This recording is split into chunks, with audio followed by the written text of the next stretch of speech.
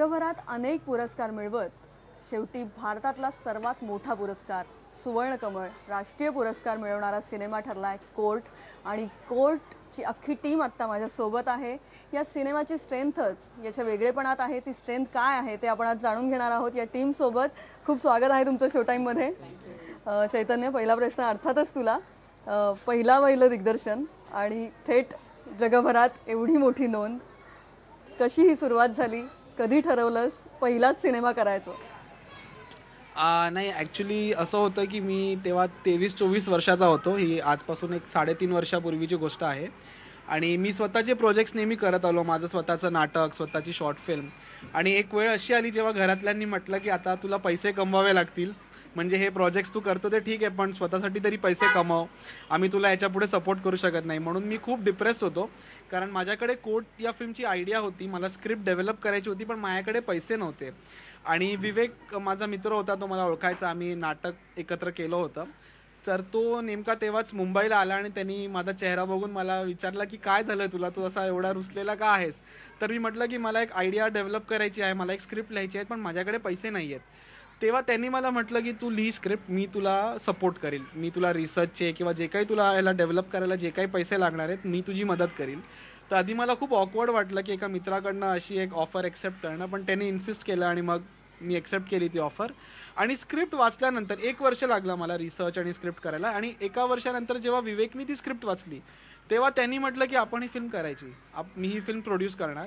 आणि अशी मग आम्ही ह्याच्यानंतर सुरुवात केली ह्याची प्री प्रोडक्शन आणि ह्याची सगळी तयारी करायला. आणि अशी ही फिल्म म्हणजे मग 3.5 वर्ष झाली आता या अख्ख्या प्रोसेसला. आज जेव्हा आम्ही तुला भेटतोय तेव्हा विश्वास बसत नाही की याआधी तू कुठलाच सिनेमा केलेला नाहीयेस खरं तर. आणि पहिला सिनेमा म्हणजे का असं वाटलं की सिनेमा या क्षेत्रात यावं आणि कुठे हा प्रवास सुरू झाला? कधी आधीपासून कधी डिरेक्टर व्हायचं स्वप्न होतं तुझं, का काही वेगळंच व्हायचं होतं? काय ही बॅकग्राऊंड काय होती? नाही, अगदी लहानपणी मला ॲक्टर व्हायचं होतं. मी ॲक्च्युली थिएटर केलं होतं लहानपणी. आणि मी मिठीबाई कॉलेज ह्याच्यासाठीच जॉईन केलेलं की मला एकांकिका स्पर्धांमध्ये भाग घ्यायचा होता, इंटर कॉलेजिएट थिएटर करायचं होतं. पण एक 17 वर्षाच्या वयात मला कळलं होतं की ॲक्टिंग वगैरे काय आपल्याला जमणार नाही आहे, मी काय ॲक्टर बनू शकत नाही. मला 17-18च्या वयात कळलं होतं. आणि तेव्हाच 18-19च्या वयातच मी ॲक्च्युली वर्ल्ड सिनेमा डिस्कवर केला. मी बाहेरच्या देशातले दुसरे फिल्म्स बघायला लागलो. आणि खूप इंटरेस्टिंग असं आहे की मला पहिले जे माझ्या वर्ल्ड सिनेमाचं रेकमेंडेशन होतं एका Brazilian film city of God नावाच्या, त्या निशिकांत कामतनी मला सुचवलेलं. कारण तेव्हा ते आमचे डिरेक्टर होते मिठीबाई कॉलेजमध्ये. ते आमच्यासाठी एक एकांकिका बसवायला लागलं. त्यांनी मला सांगितलं की तू ही फिल्म बघ एकदा. आणि ती फिल्म बघितली आणि त्यानंतर आय वॉज कम्प्लिटली हुक्ड. मी जगाभरातले वेगवेगळे फिल्म्स बघितले आणि तेव्हापासून मला फिल्म्समध्ये इंटरेस्ट आला. आवड डेव्हलप झाली. आणि 19 वर्षाच्या वयात मी 4 स्टेप प्लॅन नावाची एक डॉक्युमेंटरी केली होती, जी म्हणजे इंडियन सिनेमातले कुठले फिल्म्स आणि कुठली गाणी बाहेरच्या कुठल्या गाण्या आणि फिल्म्सवरनं चोरलेले आहेत ह्याच्यावर एक डॉक्युमेंटरी केली. आणि नंतर 2011मध्ये मी एक शॉर्ट फिल्म केली होती.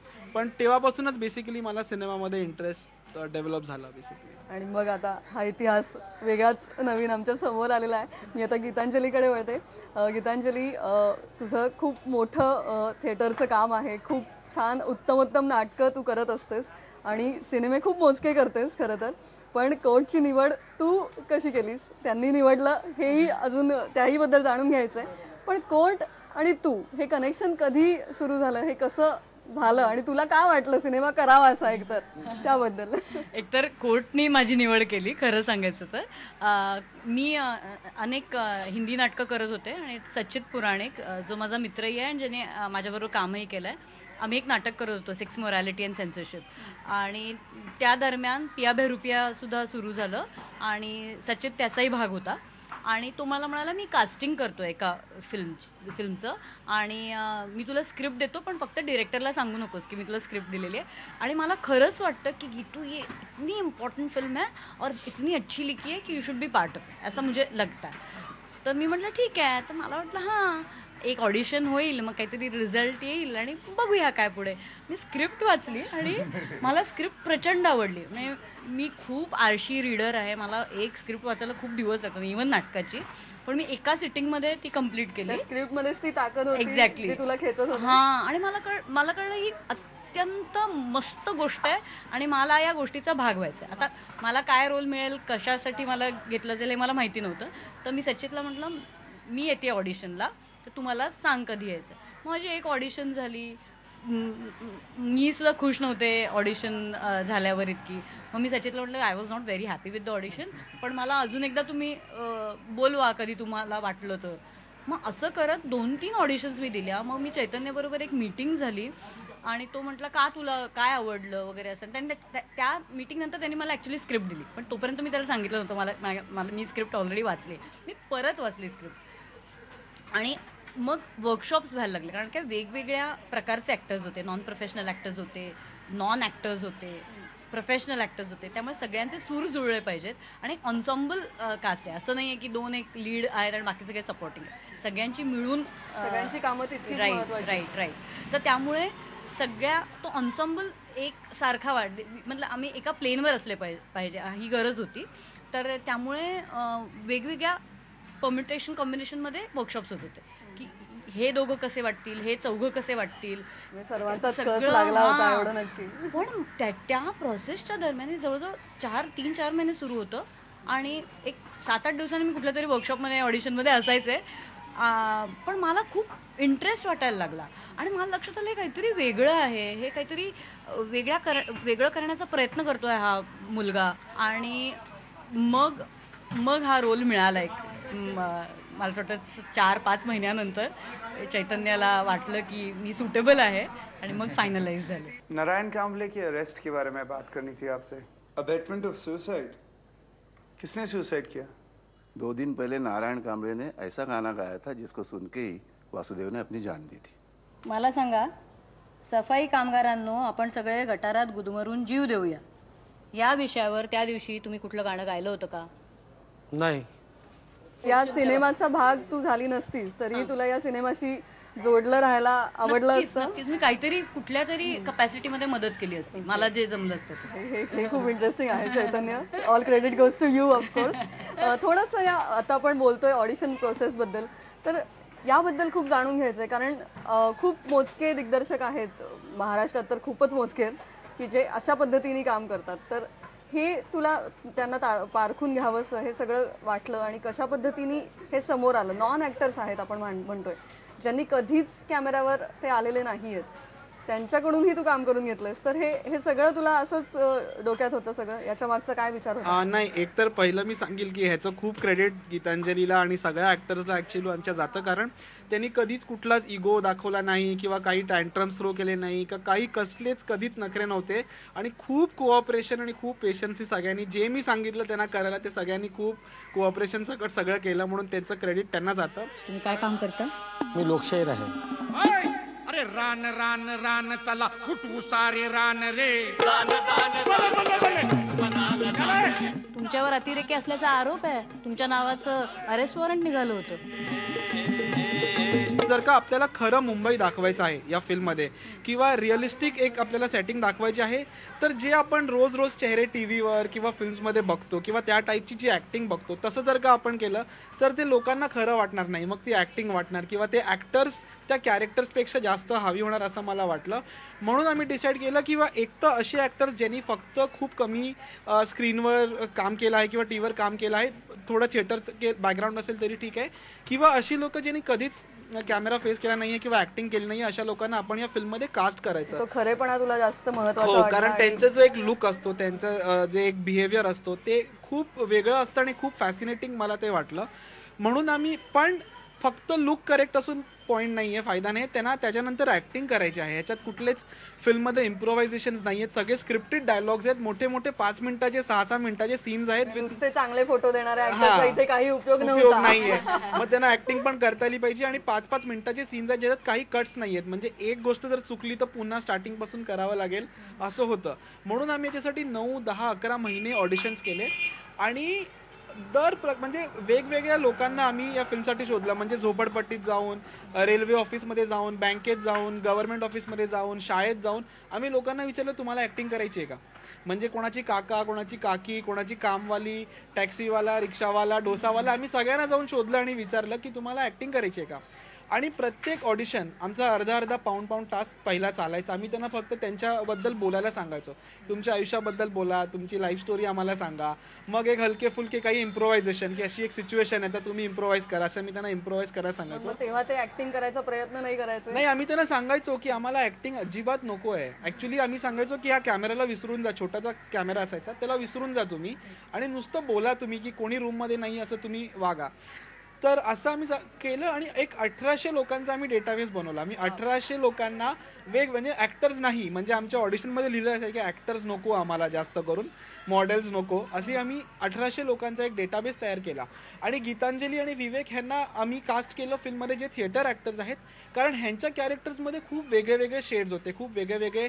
म्हणजे गीतांजलीच्या कॅरेक्टरसाठी आम्ही अजूनही ॲक्ट्रेसेसला ऑडिशन केलं, नॉन ॲक्टर्सला पण ऑडिशन केलं, पण तेवढं चांगलं इंग्लिश बोलणं, तेवढे चांगलं मराठी बोलणं, त्यानंतर त्या करेक्ट कॅरेक्टरला फिट होणारा एक लुक असणं, आणि फक्त कोर्टमधले लॉयर्सचे हावभाव आणि ते सीन सोडून कोर्टच्या बाहेर जे एका 2 मुलांची आईचा ती रोल करत आहे, किंवा तिचा एक नवरा आहे, किंवा तिच्या मैत्रिणीबरोबरचे सीन आहे, ते एवढे कॉम्प्लेक्स सीन्स करणं, किंवा विवेकच्या कॅरेक्टरचे घरातले काही सीन आहेत, पॅरेंट्स म्हणजे फ्रेंड्सबरोबर काही सीन आहेत, ते जे पर्सनॅलिटी हवी होती त्यासाठी आम्हाला हे करेक्ट वाटले, म्हणून आम्ही ह्यांना कास्ट केलं. पण असे बरेच लोक या फिल्ममध्ये आहेत ज्यांनी कधीच ॲक्टिंग केली नाही. जसे आमचे जे वीरा साथीदार जे सिंगर आहेत, ते ॲक्च्युली एक ॲक्टिव्हिस्ट आहेत. ते फोटो आपण मागे हो, पाहतो. आणि ते एक पब्लिशर आहेत नागपूरमध्ये एका मॅगझिनचे. किंवा जे जज बनले आहेत प्रदीप जोशी, त्यांनी थोडीफार ॲक्टिंग केली आहे, पण ते बेसिकली म्युझिक कंपोजर आहेत. परेश मोकाशींच्या नाटकांचं त्यांनी म्युझिक कंपोज केलं आहे. ते एका शाळेत म्युझिक टीचर आहेत स्पेशली एबल मुलांसाठी. किंवा काही लोक मॉलमध्ये काम करतात, काही लोक गायनेकोलॉजिस्ट आहेत जे लॉयर्स बनलेले आहेत, किंवा बँकर्स आहेत जे लॉयर्स बनले आहेत. असे अनेक प्रकारच्या लोकांना आम्ही कास्ट केलं. यांचं काय? ट्रेनमध्ये अपंगाच्या डब्यातून जात होते. आप सबको गुन्हा कबूल है? हां, कबूल आहे. यांना प्रत्येकाला 500 रुपये दंड लावा आणि सोडून द्या.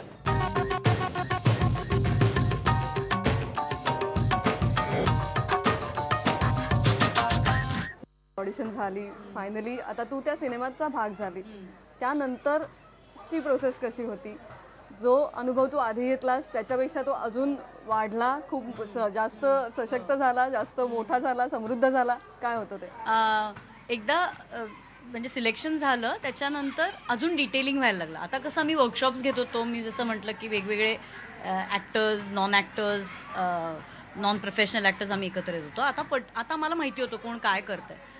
आणि मी पब्लिक प्रॉसिक्युटर असल्या कारणाने मी कोर्ट सेशन्स अटेंड करायला गेले, कारण की मी कधीही कोर्टात गेलेलो नव्हते आजपर्यंत. मला कधी तुझा माहिती कोर्टाची पायरी चढली नव्हती? ॲब्सोल्युटली. मी अगदी मान्य केलं होतं आणि ऐकत होते म्हणीचं. आणि पण माझं डोकं दुखायचं. मी म्हणजे अक्षरशः आम्ही जेव्हा ते कोर्ट सेशन्स बघायचे, मी म्हटलं काय बॉडी लँग्वेज असते, काय ॲक्शन्स असतात, काहीतरी त्या स्पेसची नातं असेल त्या माणसांचं ना. आपण आता आपल्या बॉलिवूड सिनेमांमध्ये आपण पाहतो तसं काहीही नसतं.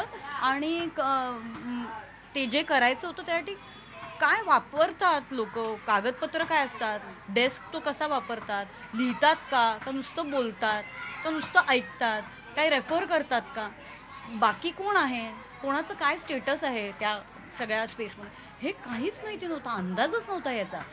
आणि त्यामुळे ते फार गरजेचं होतं, कारण काय सिनेमा ज्या पद्धतीने बनणार होता, जो अगदी खरा वाटावा असं हे होतं, त्याचं जॉनर होतं, तर हे माहिती असणं खूप महत्त्वाचं असतं. तर त्यामुळे मी खूप कोर्ट सेशन्स बघितले. दिंडोशीला, टाऊनला एक पब्लिक प्रॉसिक्युटर होती, तिला फॉलो केलं, तिच्याशी बोलत होते, तिचा काय साऊंड आहे हे जाणून घेत होते.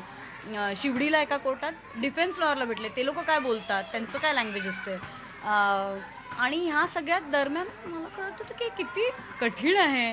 आणि माणूस म्हणून एक बदल होत गेला की आपण कोर्ट सेशन्सबद्दल काय वाचलेलं असतं पेपरांमध्ये, जजेसबद्दल, तो जज म्हणजे साधारण ते सगळं ऑफिस असल्यासारखं हँडल करत असतो, तो ट्रान्सलेट करत असतो, तो समजून घेत असतो त्या पब्लिक प्रॉसिक्युटरला, त्या इन्व्हेस्टिगेशन ऑफिसरला, डिफेन्स लॉयरला मॅनेज करत असतो, ॲक्युज्ड असतो त्याला मॅनेज.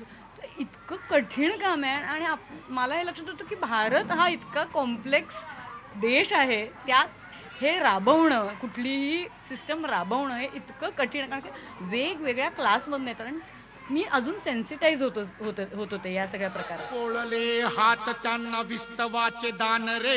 रेकॉर्ड संशयास्पद आहे, क्रिमिनल हिस्ट्री आहे, then the court should know about it ना. Who saw it? Where is the proof? She's going directly into the why of it. अहो आता आमचीच केस घ्या ना, नारायण कांबळेवाली.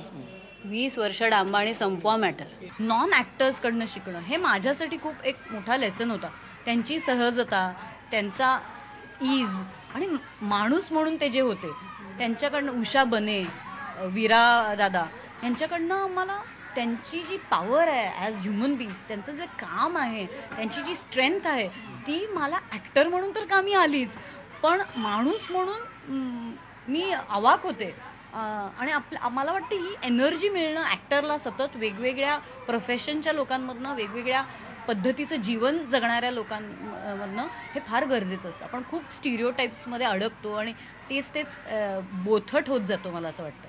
हम जैसे बोल रहे हैं, कोर्ट एक मल्टीलिंगुअल फिल्म है और आपने चैतन्य को सपोर्ट किया, पर आप एक एक्टर भी हैं, एक्टर शुरू से हैं और इस फिल्म का भी एक पार्ट है. तो एक एक्टर और एक प्रोड्यूसर, ये दोनों तौर पे आपने कैसा, ये सफ़र आपके लिए कैसा था? काफ़ी कुछ सीखने को मिला. प्रोड्यूसर मैं पहली बार बना हूँ.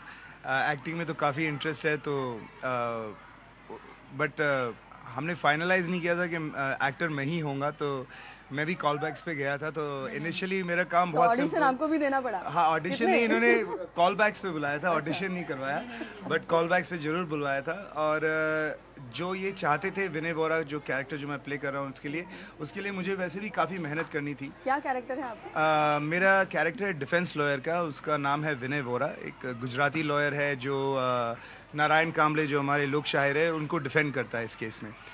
तो उस तरह की जो एक्टिंग चैलेंजेस है वो तो थे ही, वो बाद में आए. लेकिन जब शुरुआत में हमारी बात हुई थी कि ये फिल्म, और जब हमारा कॉन्वर्सेशन हुआ कि हाँ मैं प्रोड्यूस करूँगा, तो मेरा रोल बहुत सिंपल था कि मैं चाहता था कि मैं अपने डायरेक्टर को जितना सपोर्ट दे सकता हूँ दूँ, उनका जो विज़न है उसको रियलिटी में बदल पाऊँ.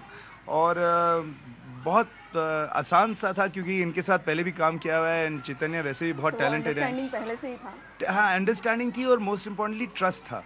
क्योंकि क्या होता है कि आदमी कभी कभार बात एक करता है और काम कुछ और करता है. चैतन्य के साथ और डायरेक्टर में ट्रस्ट ही बहुत बड़ी बात है. हाँ, बहुत बहुत बड़ी बात है. और चैतन्य इस बारे में बहुत स्पेसिफिक हैं. अगर उनका जो वो बात बोलते हैं वो वैसे ही करते हैं, तो as a producer it makes your life very easy, you know. End तो वो क्लैरिटी थी एज अ प्रोड्यूसर कि ये सब होने वाला है.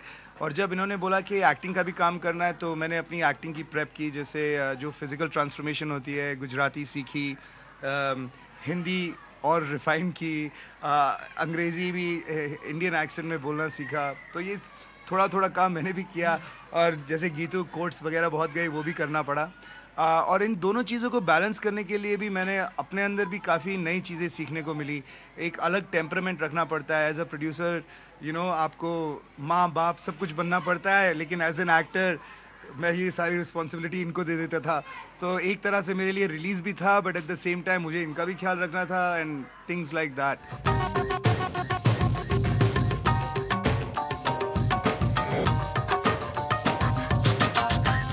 पॅरिसला तुम्ही गेला होतात, पॅरिसला गेला होतात, अनेक देशभरात तुम्ही, मला सगळ्यांकडूनच हे जाणून घ्यायचं की तिकडच्या प्रतिक्रिया कशा होत्या? आता भारतासमोर तर येणारच आहे, प्रदर्शनाच्या उंबरठ्यावर आपण आहोत, पण त्या सगळ्यांच्या प्रतिक्रिया काय होत्या? काही प्रातिनिधिक प्रतिक्रिया आमच्याशी शेअर करा. मी वेनिस फिल्म फेस्टिवलला गेले होते, जिथे वर्ल्ड प्रीमियर झाला फिल्मचा.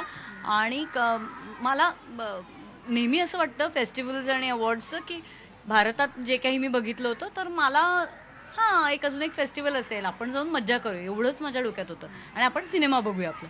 पण तिथे गेल्यावरती कळलं की त्यांना खूप रस आहे या सगळ्यात. तुम्ही काय बनवलं आहे, तुम्हाला काय म्हणायचं आहे तुमच्या फिल्मच्या माध्यमातून, दिग्दर्शकाला काय म्हणायचं आहे, ह्यात सगळ्यात खूप इंटरेस्ट होता त्यांना. एक अजून एक हां चला ह्यांचं एक आता हे फिल्मचं स्क्रीनिंग आहे, एक प्रीमियर आहे, असं नव्हतं. त्याला ड्यू रिस्पेक्ट होता, त्याला तितका वेळ दिला गेला होता. खूप सिस्टम्स खूप चांगल्या आहेत आणि प्रत्येक माणूस हे बघतो की ते फॉलो होईल.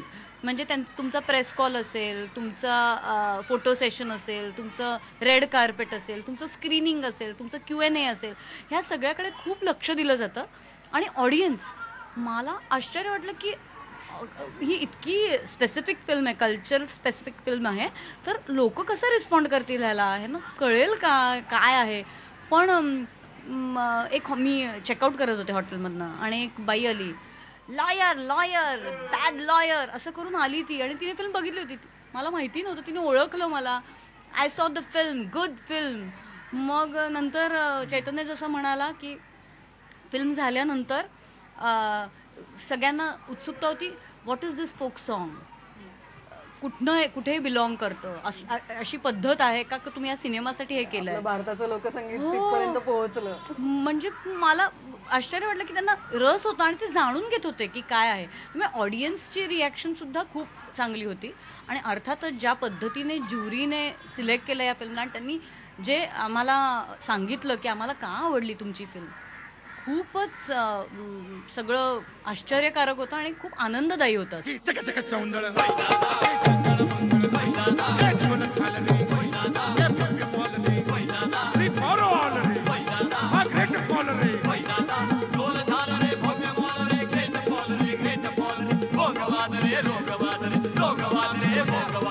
Your case will not be heard today. Why sir? You have come wearing sleeveless top to the court hearing. मी अशी विनंती करते प्रेक्षकांना की 17 एप्रिलला आमची फिल्म कोर्ट रिलीज होते आहे, तर कृपया सगळ्या मित्रमंडळी परिवाराला घेऊन हा सिनेमा बघायला जावं जवळच्या थिएटरमध्ये आणि आम्हाला सपोर्ट करावा. ही अत्यंत महत्त्वाची फिल्म आहे, ही आपली फिल्म आहे, ही लोकांची फिल्म आहे आणि तुमचा विश्वास, तुमचा सपोर्ट आम्हाला अत्यंत गरजेचा आहे. त्या बात आहे. खूप छान वाटलं तुम्हाला सर्वांशी बोलून आणि आता मला लवकर कोर्ट बघायचा आहे, त्यामुळे लवकर मलाही दाखवा. थँक्यू सो मच आणि मनापासून अभिनंदन आणि खूप शुभेच्छा. थँक्यू निलिमा.